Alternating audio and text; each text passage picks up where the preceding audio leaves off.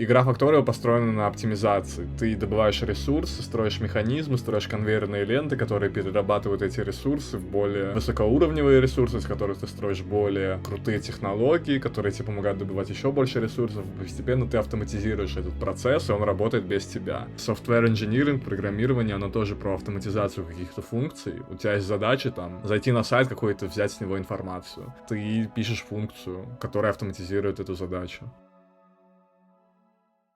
А сейчас, я думаю, стоит посмотреть видос по Factorio, который мы хотели. Короче, вот видос. Playing Factorio makes you a software engineer seriously. Эта игра очень залипательная, и я с ней познакомился, когда был в школе программирования. Там моя одногруппница очень интересно в нее играла. Я попробовал в нее поиграть пару часов и бросил, потому что, ну, это реально муторная довольно игра. Нужно очень большой интерес иметь к ней, чтобы играть в нее.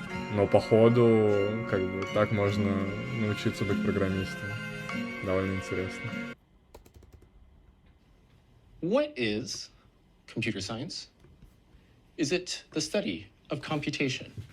Is it the reverse entropy of information? Or perhaps...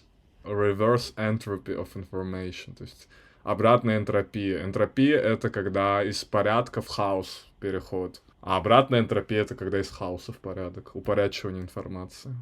Information. Or perhaps a corner where a university can quarantine its students who don't shower. What is Factorio? Is it a game about automation? Is it a commentary on the inherently unsustainable growth of capitalism? Is it Комментарий о unsustainable, неустойчивом росте при капитализме. a commentary on the inherently unsustainable growth of capitalism? Or perhaps it's an activity that people in Prague invented because heroin wasn't addicting enough. All these questions and more will be answered in this video. Очень аддиктивная игра, на самом деле, для тех, кому интересно становится. So come, take my hand, and let's go on this journey in this beautiful... Motherfucker.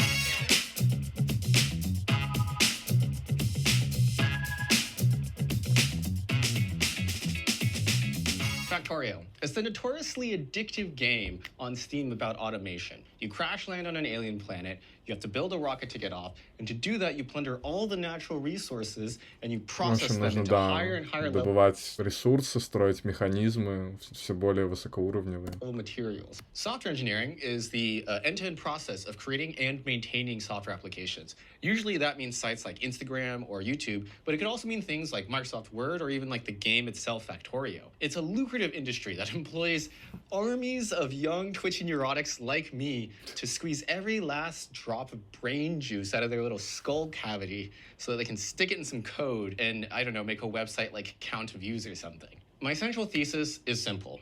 The way that we transport and process materials in Factorio, and honestly any other automation game, closely mirrors the way that information flows in our modern-day software applications. То есть Factorio — это игра об автоматизации. Мы смотрим эссе, видеоэссе про игру Factorio и как она является отражением программирования. То есть, когда ты играешь в Factorio, ты буквально становишься программистом. Игра Factorio построена на оптимизации. Ты добываешь ресурсы, строишь механизмы, строишь конвейерные ленты, которые перерабатывают эти ресурсы в более высокоуровневые ресурсы, из которых ты строишь более крутые технологии, которые тебе помогают добывать еще больше ресурсов. И постепенно ты автоматизируешь этот процесс, и он работает без тебя. Software engineering, программирование, оно тоже про автоматизацию каких-то функций. У тебя есть задача там зайти на сайт какой-то, взять с него информацию. Ты пишешь функцию, которая автоматизирует эту задачу. This, combined with the fact that both of these are highly centered around automation, means that Factorio and software engineering end up sharing an insane amount of similarities.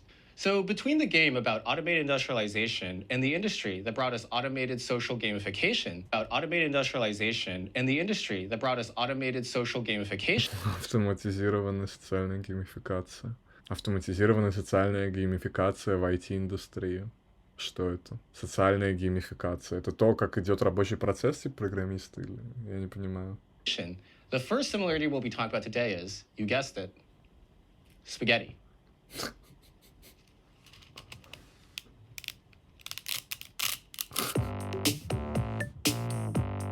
So the reason why we're starting with this topic is because it's one of the fastest, easiest, and best ways to demonstrate exactly how similar these two things are. If you're a Factorio player or a software engineer, both of you are extremely familiar with the term spaghetti. And Спагетти. Я понял, о чем речь. Я, короче, занимался программированием пару месяцев. Спагетти — это очень запутанный код. Код программы, который не структурирован по частям, а код очень запутанный, который плохо читается. Поэтому он спагетти, он запутанный. Потому что один из показателей хорошего кода — это то, что другой человек-программист может посмотреть на твой код и смочь его прочесть, понять, какие блоки кода за что отвечают. Я тоже понял, я шарю. If you're neither of those, I've put together a completely sane, normal analog as to what that is. So we're gonna roll that. Программа для синтеза звука, класс, Гриш. Вот я говорю, типа, если бы не деньги, тебе бы пошло реально пойти в вышку, там вот такими штуками занимаются. Там на программе Sound Art или Sound Design челы тоже пишут синтезаторы какие-то, ну, в плане программы, софт. И классные там творческие исследования. Тебе бы супер зашло. Я сходил в вышку на фэшн-дизайн, ты можешь пересмотреть, там чуть-чуть классные вайбы. Лекцию я не стримил, жаль, но там чел, у нас препод был по арт-практике, он шарил типа за лот 2046. Ну, то есть челы реально свежие, вышки, кадры хорошие. И на одной волне с вами, и отношения с преподами горизонтальные. То, что нет иерархии, вы с ними как с друзьями можете общаться. Короче, все, не буду перехваливать вышку. Я хочу на бюджет. Да. That clip now. This is Isabel, and this is Lucy. Isabel wants to call Lucy, so being the great hypothetical friend that you are, you set up a phone line between them so they can call. Oscar hears about this and wants to be connected to Lucy as well. Now, luckily, he lives in a really convenient spot that's right next to the phone line anyways, so you can just plug him right into the network. And this is where the fun starts, because now Victor, Edward, and Tim live in the area and want to be connected to everyone on the network, but they're only kind of close to the phone line and not close enough to just hook in. So, do you redo the current network into a sensible grid system with directional hierarchy? No, of course not. You just curve that phone line around, do a little bit of squiggling and pushing here, and just extend that bad boy, and you're good to go. Okay, now let's really crank things up. So the rest of the neighborhood joins in. Wendy, Olivia, Alice, Nancy, David, Alan, Hannah, Anna, Luke, Frank. Блин, классное видео, мне прям нравится, как он подходит. Он иллюстрирует то, что можно иногда программу удлинить, чтобы она подходила для большего количества задач или для большего количества функций. Но когда слишком много этих функций и задач становится, то нужно переструктурировать. Потому что если вы будете постоянно удлинять, то все будет запутано. I don't even know if that was enough names or if that was too many, but anyways. Now you got all these complications, because like Wendy wants to call David, but doesn't care about Nancy, so she doesn't need to be on the network per se, but then Olivia wants to call Nancy, so they need to be connected, and Alan actually went out with Hannah. Now you gotta switch that around so that they're in the same network. And before you know it, you've made a bunch of spaghetti. Спагетти-код. Запутанный код. I mean, it's always been который плохо работает. Не только проблема в его нечитаемости, но и проблема в том, что он медленно работает из-за того, насколько он сложный. But like now, the spaghetti is more spaghetti. И, например, если у вас проблема где-то тут окажется, вы, если вы тут почините, возможно, это повлияет на остальные части кода, они перестанут работать. What I'm saying. And if you're thinking, okay, those gummy bears are really cute because they grew on me, but is this really relevant to Factorio? Well, guess what? Here's the actual... Как классно. Because they grew on me, but is this really relevant to Factorio? Well, guess what? Here's... Реально. Literally the same thing. The actual Factorio image I base this off of. That's right. You can't say I don't put effort into these, because I do. Also, those gummy bears lived happily ever after to a ripe old age and died peacefully in their sleep. Suckers. Oh. It's not what it looks like. Anyways, let's cut to the chase. So this is what spaghetti looks like in Factorio, and this is what spaghetti looks like in a microservice architecture diagram, which is a вот программный спагетти, вот спагетти Factorio. Fancy word for saying a pretty picture that we use to describe our systems. In fact, I would just спасибо. Argue that you can replace any of these gummy bears with just random AWS services like AWS Kabuto, Pangoro, or Laron. Those are Pokemon, by the way. And you Pangoro or Laron. Those are Pokemon, by the way. And you'd effectively have a microservice architecture diagram. The reason why we're starting with this, and what I absolutely love about this similarity, is that to the best of my knowledge, both communities, so the Factorio community and the coding community, have, I feel like, independently and individually come to the same conclusion that this is the term we use to describe a very specific type of pattern. Okay, now I hear what you're saying. You might be screaming at your computer screen right now for one very obvious reason. Spaghetti is great. We love spaghetti. You can eat it on a train. You can eat it on a bus. You can eat it Я on a перед тем, как стрим начать, ел доширак. segue to our next section, code tracing.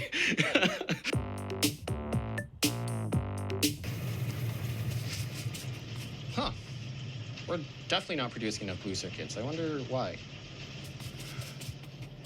Oh, yeah, we're not producing enough red circuits for the blue circuits. But wait, why are we not producing enough of these?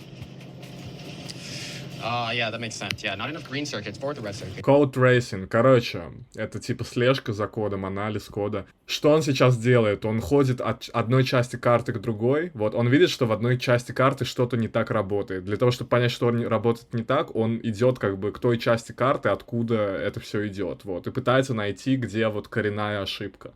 И то же самое в коде, когда что-то не работает, мы смотрим на все части, пытаемся понять, какие части работают, какие нет, видим, что какие-то части не работают, пытаемся понять, почему они не работают, это ведет нас к другим частям кода и так далее. Right. We don't Это таким образом находятся ошибки, как бы в коде и вот в игре Factorio. have enough iron plates. What we've done here is what I'd argue the exact same thing as code tracing. And just to clarify, like, you could call this anything. Code tracing is just because it sounds better in the title, but like, you know, people call it like debugging or Дебагинг, да, дебагинг. just figuring out the problem or like looking at the stack trace, right? And what it is exactly what you saw. You have an issue and you have to follow your little breadcrumbs that you wrote when you were just like... Кто-нибудь понял, что он сказал? Смотри, как бы тебе объяснить? Тут нужна именно цепочка, где каждая часть зависит от предыдущей. Например, ты себя плохо чувствуешь. Ты думаешь, почему ты себя плохо чувствуешь? Я не хочу себя чувствовать плохо. Может быть, причина там в моем режиме. Ты начинаешь режим налаживать сна. Ты наладил режим, но все равно чувствуешь себя плохо. Такой думаешь, окей, значит, проблема в чем-то другом. Может быть, мне спортом надо заниматься. Ты начинаешь заниматься спортом, лучше не стало. Ты думаешь, значит, проблема не в спорте. Может, в питании. Ты начинаешь питаться лучше. Проблема не решена. Ты думаешь, в чем же тогда проблема? И ты идешь к врачу, и он тебе говорит, там, что у тебя какие-то там нехватка веществ, гормонов или что-то чего-то еще. И так вот ты ищешь проблему в разных сферах жизни, которые друг с другом взаимосвязаны. Вот, и в итоге находишь. И то же самое в программе. Когда ты программируешь код, где-то вот есть ошибка закралась, ты ее ищешь по разным частям, ты отслеживаешь ее, пытаешься отследить. diseased and sad. And the worse that those breadcrumbs are in a line, the harder it is, the more annoying it is to figure out. If everything's in like a perfect little grid, then it's a lot easier. This also brings me to like a sub-point that I want to talk about, which is the topic of readability. Касательно Factorio, это ад, меня добивает отладка, а по ощущениям, пока это игра про бесконечную отладку. Это буквально программирование. То есть в программировании большую часть времени занимает дебагинг. Ты код пишешь, и большую часть времени потом ты ищешь ошибки в коде, потому что он работает не так. Story time. The first thing that comes to my mind whenever I was thinking about this was the story of when I was an intern at insert big tech company here, like 2 summers ago. And I was so proud of writing this piece of code that was like this recursive structure that could take any length array of any different length arrays, and it would give you all the permutations of all the items. And I was so stupidly proud of this because I thought it was like the best thing that anyone had ever written and that I had written. And I got even more stupidly proud of it when it got approved and the code went through and the code is in the code base now. And then I came back a year later as a full-time employee, and I immediately realized why it was so dumb of me to be proud of that. And in fact, why it's actually insane that the code got approved in the first place, because I was looking at it and I was like, I have no idea what this is. And it's not because previous me was smarter, it was because it was just a really messy piece of code, right? It was something that, sure, might have been smart, but if nobody can read it and understand it, when it breaks, it's just broken forever and it's useless. Never mind somebody else, like a different engineer coming back and doing it. Will you, like your own human being, 2 days from now, will you be able to look at this and like work on it and fix it, right? Because if you don't know what's going on, God knows other people are not going to know what's going on. And I think this really Вот, да. Короче, он рассказал сейчас про читаемость кода и читаемость как бы игры Factorio, потому что ты можешь там все расставить так, что непонятно, что где находится, что с чем связано. Вот. Но хороший код, как и хорошая карта Factorio, это когда ты все расставляешь, чтобы интуитивно было понятно, что к чему, вот. Чтобы читалось это легко. First, my point about readability, where the microseconds that you might get from making an algorithm that much more efficient or that many less lines is almost never worth the pain and time wasted that you will have in the future, or somebody else will have in the future, trying to understand it, improve it, fix it, or change it. And I want to acknowledge there's obviously a lot of caveats here, right? If you're working at like a high frequency trading shop, the nanoseconds that you save are probably worth billions of dollars to your company. In that case, yeah, you write whatever you can to make the most efficient possible trading algorithm so that you can earn that money for your company. Another caveat is like maybe there's just literally no other way, right? There are genuinely sometimes where you need to have this like really crazy algorithm or thing to do what you need it to do. Or maybe you're playing Factorio and there's just like a giant lake in the middle of your base for some reason. Like, yeah, I get it. You gotta do what you gotta do. Now that we've identified that the issue with our systems is not enough processing because we've done the code tracing, how do we fix this? Well, that brings us to our next subject, which is scaling. What am I doing? Okay, so Так, масштабирование. Это когда у тебя есть механизм работающий, и тебе нужно его в 100 раз больше сделать, чтобы в 100 раз больше ресурсов получать. И тут появляется проблема масштабирования, как вот сделать так, чтобы все это помещалось правильно, распределялось. Super excited about this chapter, and the reason why is because this idea, the one I'm about to talk about, is the reason why I came up with this whole video essay. This is the inception of all the similarities I started to notice. So you're gonna want to stick around, I promise, because the very end where, you know, like everything comes together, oh, it's beautiful. All right, so let me drop some tech knowledge on you if you're not familiar with the internet. The internet is just other computers that we have. Reverse engineering. Я знаю только reverse engineering как понятие, типа, ну ты просто понимаешь, как что работает. Somewhere else underground or just in giant warehouses, what we do is we link up all those computers, and some of these computers' only job is to take your computer's traffic and send them to other computers, and those computers we call servers because they serve information to traffic. Now, bear with me here. This is the really cool and crazy part. Those servers, those computers, all those tech knowledge on you if you're not familiar with the internet. The internet is just other computers that we have somewhere else underground or just in giant warehouses. Нет, на низком уровне программирования декомпилируешь исполняемый файл и на бейсике в этом дерьме копаешься. Ну да. Класс, Криш. Классно, что ты знаешь это.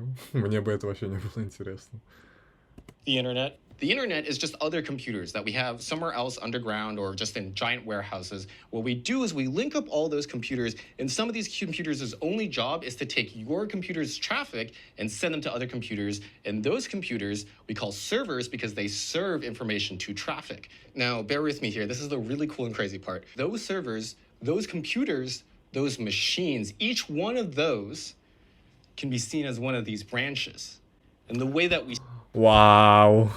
Each one of Короче, сервера. those can be seen as one of these branches. Это как будто вот эти ветки в Factorio.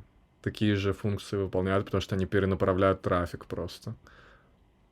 And the way that we scale then becomes the exact same way we scale in Factorio. И масштабируем мы их точно так же, как масштабируем эти штуки в Factorio. Let me break it down. Imagine each one of these little smelting machines as like a CPU, right?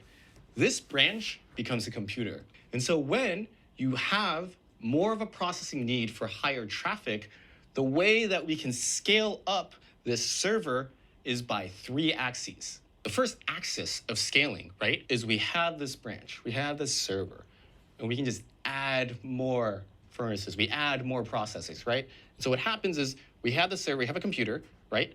And we just make it bigger. То есть мы можем масштабировать, увеличивать все это дело в 3 измерениях. Первое — это увеличивать количество вот этих штук. We make it taller. And this is what we call vertical scaling. Вертикальный скейлинг. See? Vertical scaling. Isn't this cool? The second axis of scaling is we can go this direction. That's right, you guessed it. Horizontally, and we can add more computers. And То есть, да, либо горизонтально. That's what we call horizontal scaling in software engineering. This is so crazy. Like, does anybody else see this? This is a computer. These are processors. We literally scale vertically to add more processors into this one computer or we add more computers and we scale. То есть мы либо добавляем больше процессоров к одному компьютеру, это вертикальный скейлинг, либо мы добавляем больше компьютеров, это горизонтальный скейлинг. Horizontally. You know how to vertical scale and horizontal scale now. And now there's a third axis that I like outly scaling. Yes, I made this up. Yes, I could be missing some axes. If you're smarter than me, yes, you should be commenting right now. What you can do is you can input speed modules into these furnaces. And what that does is it doesn't change the amount of furnaces. It doesn't change the amount of branches. It makes the furnaces themselves faster. And for me, what that means in this analogy is that the server, the computer that we have, we keep the same amount of CPUs. We keep the same computer, but we swap out the CPUs for faster ones. We're not adding them. We're not adding another computer. We're just making them better. And those are the three axes of scaling that are the exact same thing as computer science and software engineering. Isn't that crazy? Короче, да, третий вид скейлинга — это когда мы не добавляем больше процессоров, либо больше компьютеров, когда мы увеличиваем скорость, производительность уже готовых процессоров. Мы смотрим видео про схожесть Factorio и программирования. See, like, does anybody else realize how cool that is? That, like, you're just playing a game, and little did you know, you've learned, like, a high-value skill that a lot of people use on, like, a daily or weekly basis to make sure that giant websites like Google, Amazon, and Facebook don't just crash. That's like, crazy. Блин, клево, клево. And so now you know what scaling is. We can start to talk about the really cool stuff, which is traffic and traffic shaping. So, what better way to get into traffic than via Segway? Oh, God. Somebody send me to the nearest hospital. All right, traffic shaping. Now, there's two subsections I want to talk about in this chapter. The first one is auto-scaling, and the second one is load balancing. And you're going to want to stick around because this plus the next chapter is going to just totally put together this beautiful image of how the internet works and how you yourself can become a software engineer. Let's start with auto-scaling because we just talked about scaling. And you're going to love this, Factorio players. So you see this thing that we were just working with. But you know what software engineers have done? We have automated the automation. In Factorio terms, we've hooked up wires and sensors to the inputs and outputs, and then we can detect if we need more machines depending on how much is coming in. When there is a need for more processing power, it automatically adds more computers. Вау! Factorio, то есть можно добавить сенсоры, которые будут опознавать, что нам нужно больше производительных мощностей, что не хватает, и автоматически будут строиться новые ветви. To our server base, or it swaps out a computer for a different one. That's all done now without any human intervention. So for example, Facebook usage goes up because your mom is trying to talk to me. Oh, God damn it. God damn it. Can't keep doing this. Our second subsection of this chapter is load balancing. And load balancing is one of those other things that Factorio and software engineering share as the same term. In Factorio, you have this beautiful guy who load balances. You got your 2-to-1, you got your 3-to-3, you got your 4-to-1. I'm gonna hate animating this later because that's just a lot of random pictures I have to get. And it's exactly what it sounds like. You have Жесть. a set amount of input and you're trying to get the correct amount of output so that it's even among whatever your processing is. So in the software engineering example, these are our servers and the incoming traffic that we're getting, we want to balance the load evenly across all of these. So that То есть, да, у нас трафик на вход идет, и мы распределяем его равномерно по серверам. this computer isn't getting a lot more than this computer unless this computer happens to be bigger, right? And this is what's really, really cool. Go onto like AWS, search up AWS auto scaling or AWS load balancing, and there are services that are literally named that to do exactly what we said. And furthermore, you can go to like Google Cloud, you can go to Microsoft Azure, I can guarantee you they have the exact same services. This is a widespread thing that just people do nowadays. That's a very common practice. Вау, и чтобы балансировать трафик, чтобы он равномерно поступал на все ветви, вот эта штука, она балансирует на вход то, что идет, чтобы везде был равномерный поток, одинаковый на все ветви. Такие же штуки есть в Amazon Web Services. Они равномерно разделяют трафик, интернета, который идет. Как Factorio. Services. This is a widespread thing that just people do nowadays. That's a very common practice. And what I think is really awesome about this is that this is like public knowledge, right? Like this isn't some crazy top secret like thing that I know that like only the Illuminati and people who can do this dance, know.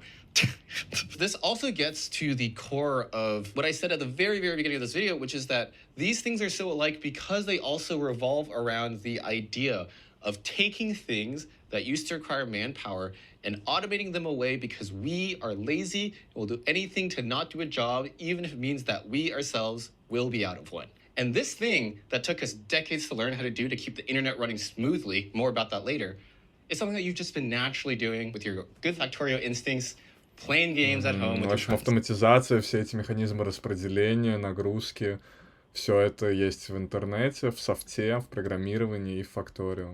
Moving on to the next chapter, I don't have a good segue for this, so I'm just going to keep rambling until I get cut off.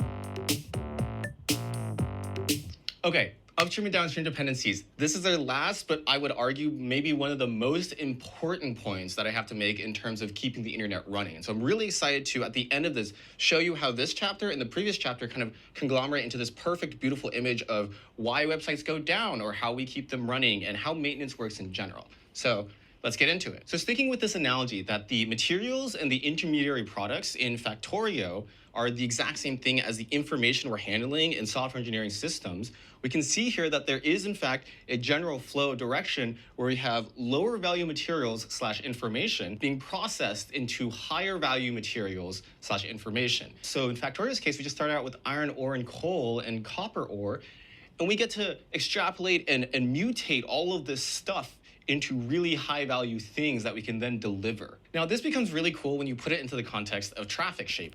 В общем, в Factorio мы берем сырые материалы, например, медь, дерево, и обрабатываем их, и на выходе у нас получаются, например, деревянные доски или медные провода, ну, как в Майнкрафте. Because traffic shaping... Просто тут это автоматизировано. Вот тут механизмы, конвейерные ленты, по которым тут добываются, например, добывается медь, она дальше идет по конвейерным лентам, сама обрабатывается в печах, и получаются медные провода, которые автоматически кладутся в сундуки. This becomes really cool when you put it into the context of traffic shaping, because traffic shaping then affects your downstream services, right? So if we take a look at our whole iron service, which we've upgraded to now be able to intake more iron ore and output more iron plates, you have to then think, okay, but in our entire system, there must be some other service that's taking this output, right? That's going downstream. So you trace these iron plates downstream and you realize now that you might be overloading other systems, or in this case, they might just be backing up. Now, here's a slight difference between Factorio and software engineering, where in Factorio, it's okay if stuff backs up. But in software engineering, if these things back up, that means that people aren't getting to your website. You're losing money, and that's bad because capitalism... Разница между Factorio и программированием, то, что в Factorio сундуки, в которые кладется железо само, в которые кладутся провода, могут заполняться, и это будет окей. Сундуки просто заполнятся, и механизм перестанет, поставится на паузу. А в программировании, в трафике интернета, если заполнится сервер, то люди просто не смогут заходить дальше на сайт. Good, and we need Привет. More of everything, and everything must grow, and the factory must grow, and oh my god. And this is the lifeblood of basically all software applications. Вот это, конечно, сильно. Структура серверная и человеческая, нервная, кровеносная, как это называется, эндокринная система, да. Taking some sort of input information from the user, like your birthday, your password, what kind of cat food your cat likes, and we are spitting back out information either to another service or directly to you. You see how beautiful this is, and that it's the same thing? The reason why you want to have this in your sort of like software engineering back pocket of lexicon is because a system up here will always impact a system down here if they're connected in some way. And this brings us to the idea of contracts or schemas, which is just a fancy way of saying the format in which you pass information between these things. So if I have my upstream iron intake here and my output is just like 3 full belts, right? Then the downstream dependency has to take in 3 full belts, or maybe 1 belt, but you have 3 of those services. The point being here that the way that this thing outputs stuff will impact how we design the intake here, right? Because this upstream service impacts this downstream service. Now, I said earlier that the auto-scaling groups I mentioned earlier that autoscaling, load balancing, and now upstream and downstream dependencies, these 3 ideas together would form something really cool. And I'm here to give you that right now. Whenever anything goes down ever, right, and And all of us, including me, think, oh my God, how is this possible? I just want to log into Apex Legends. I just want to log into Facebook so I can talk to your mom.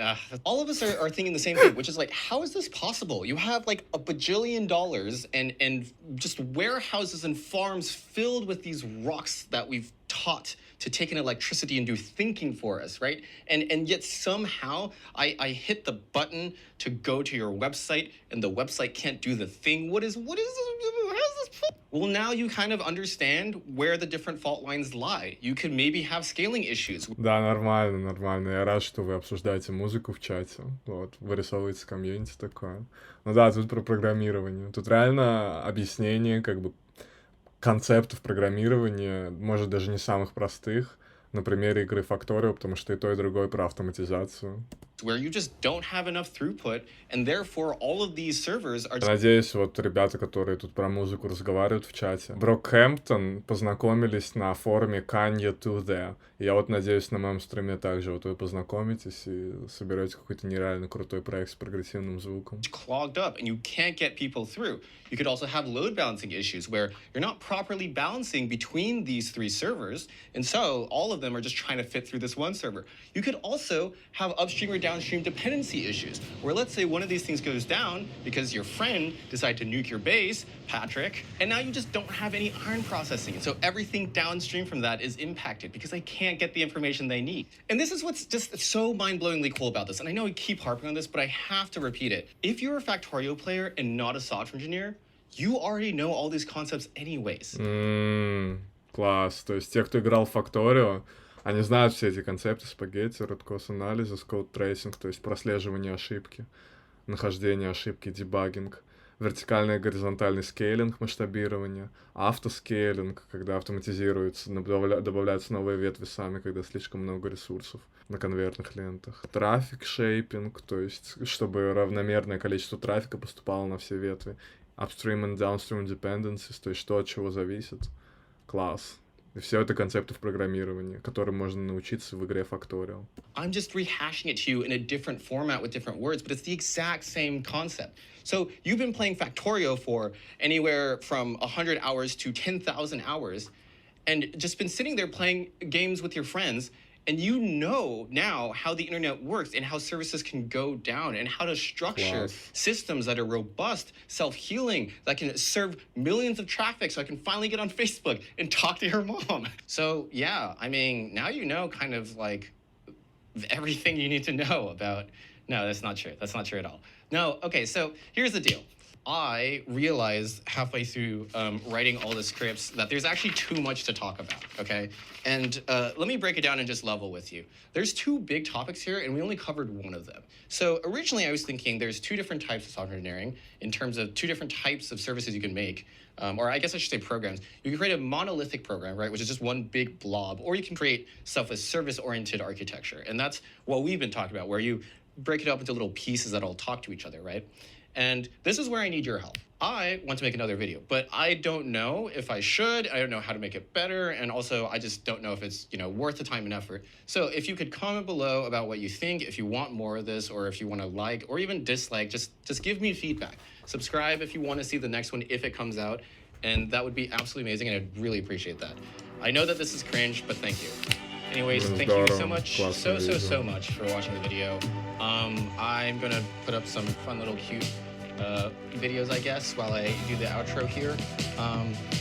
Check out the Patreon if you want. Being a software engineer turned me into Factorio player, да. Also, we'll have like a... Классно, классно, супер видос. Обсудили Factorio, ребят.